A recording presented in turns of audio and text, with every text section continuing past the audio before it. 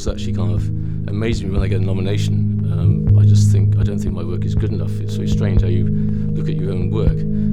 I sometimes find when I look back at my work, did I really do that? I mean, it's kind of quite strange actually. I kind of don't believe I do it at times. You have to enthuse, I suppose, really. That's the main thing. You have to kind of really get involved with the project. And that means right from the very start, when I have a script at home, I literally spend a lot of time with that script, reading it, understanding it, doing some kind of background work on it just to find out if it's period or not, or what type of stuff we're going to be involved in. That planning period is actually vital for me.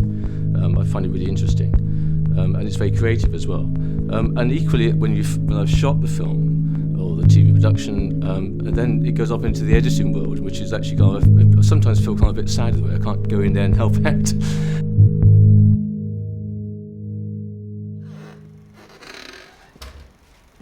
"13 minutes, 36.8 seconds. Remarkable. There. Ballsed it, top of the frame, bloody boom. How do we run that? I want 2 men at Lord's next week to film Jim Laker. One to hold the camera, the other to keep the bloody boom out of sight. You play? Yes. No. Do I need to?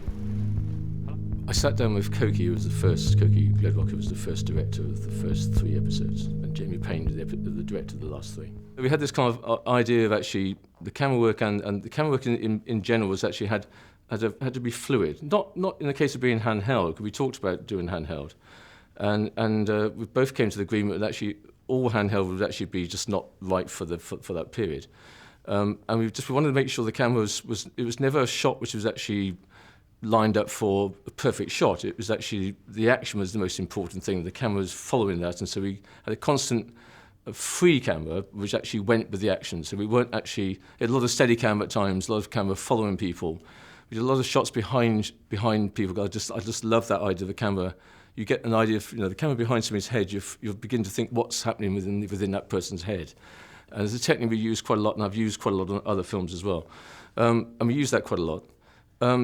Talking to Eve Stewart, the designer, who's absolutely brilliant, we talked about colour, we talked about darkness, and both Cokie and Eve and myself, all 3 of us actually wanted kind of quite a lot of darkness to it, so we could actually light it in a kind of period way.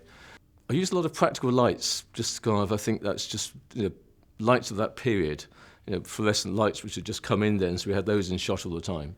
I wasn't shy to use those, and sometimes the lighting was not perfect because of those lights, and I quite liked it because it had an industrial feel to it, had a real kind of newsroom feel to it. In this day and age, you don't have much time to kind of to ponce around.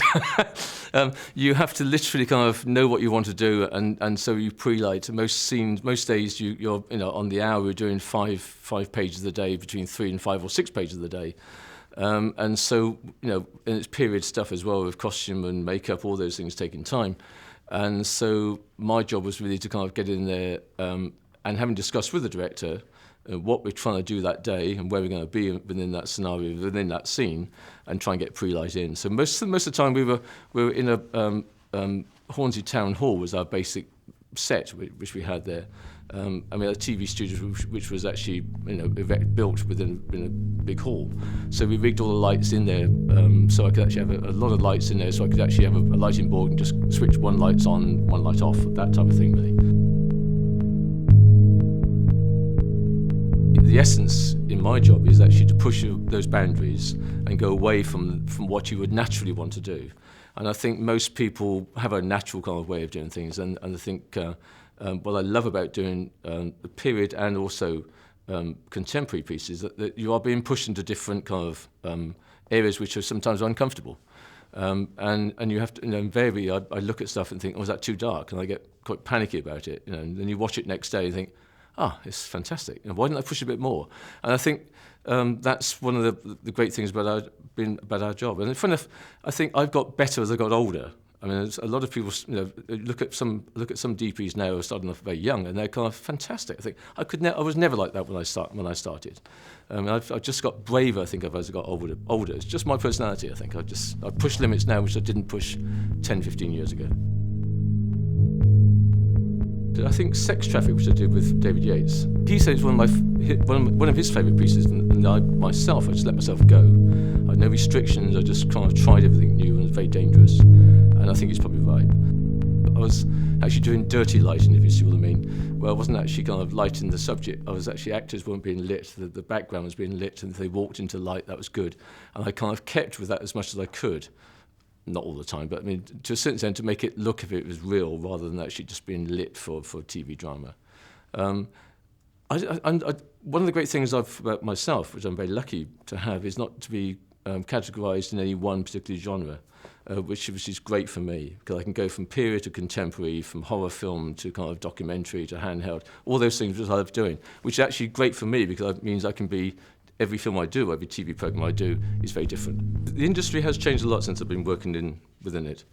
I think a couple of lighting actually is one of the things which actually really interests me, because when I first started it was brute lights, which are the big arc lights, and kind of the massive big heavy lights. So you lit through windows, you had these massive lights which are carbon arc, which they were like a flame, and they were kind of lit. It went to kind of HMI lights, which were kind of a complete change, much lighter lights, easier to use, a bit more reliable. And then I think the biggest change was actually when a light system called Kinos, or equivalent lights 2, which were fluorescent lights, came in. And they had a quality of soft light, which you could actually kind of, have abundance of soft light there and where you wanted it straight away, instead of beforehand your big lights, you had to soften it off with big sheets of poly or whatever. So that's one great change. And then today, LED. That's the next generation of kind of lights which are going to come in, which are coming in, which are lighter, more efficient. So it all changes.